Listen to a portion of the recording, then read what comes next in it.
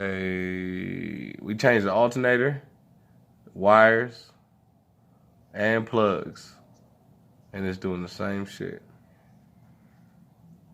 Misfire 135. Did you make sure that it wasn't This shit right here, yeah, the intake is dirty as fuck.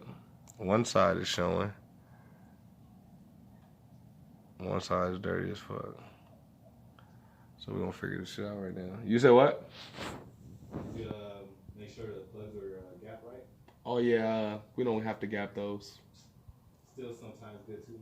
Nah, not no iridiums. Oh, they're iridium. Come on, dog. My bad. Come on, man. VVTI needs them.